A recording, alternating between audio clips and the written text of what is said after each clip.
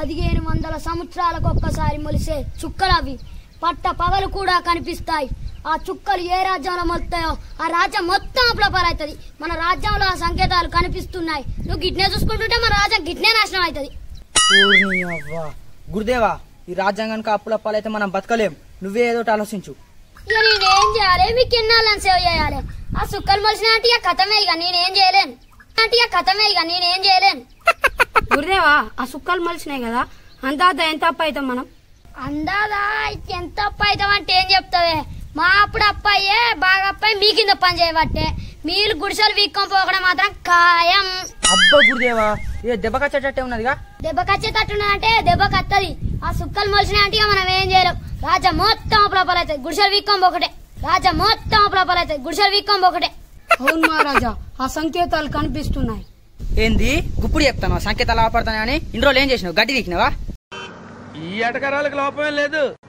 Legal వాళ్ళ సమాచారం ప్రకారం షేర్ ఖాన్ 1000 కోట్లతో మన రాజ్యానికి అప్పు ఇవ్వడానికి సిద్ధంగా ఉన్నాడు మహారాజా. షేర్ ఖాన్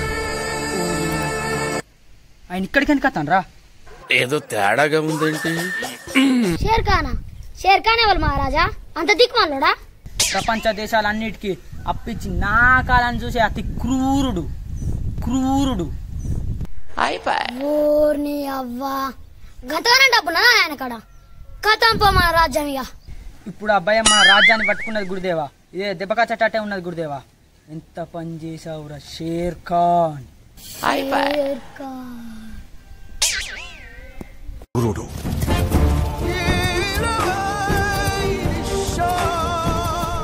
అరే రాజ్యాలు చూసే గొట్టమేరా. ఏంటి బాబా అన్న? ఇంకోసారి అన్న. అరే రాజ్యాలు చూసే గొట్టమేరా.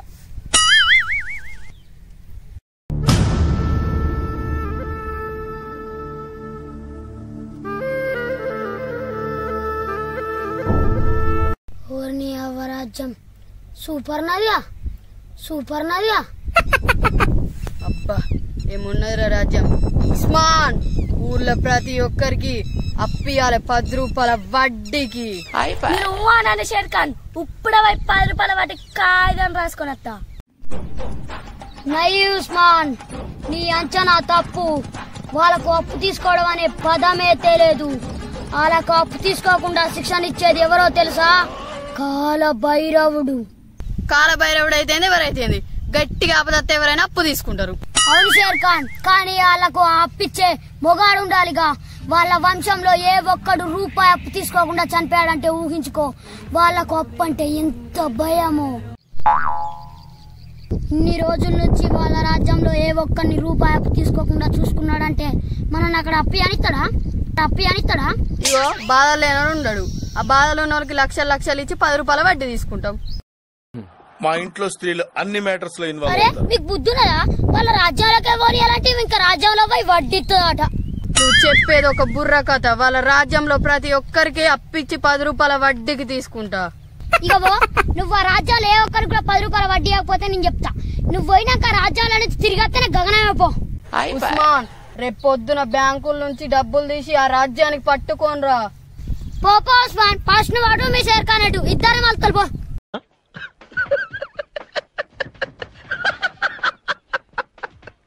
ఏ నార్మల్ మాన్సింగ్, రేపు పొద్దుగాల వాళ్ళకి అప్పిచ్చినాక నీ సంగతి చెప్తా.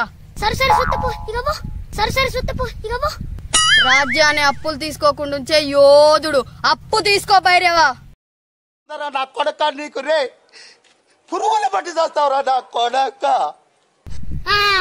అప్పు తీసుకోపోయారా వాడు తీసుకుంటాడు. నాడా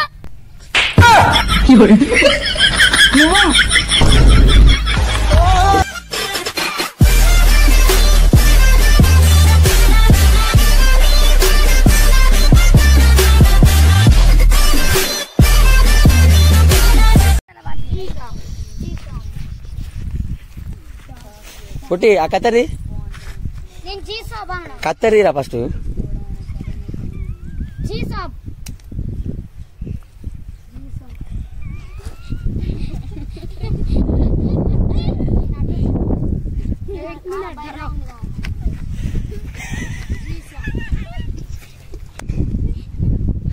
దండ పెడితే ఎట్లా అంటావు?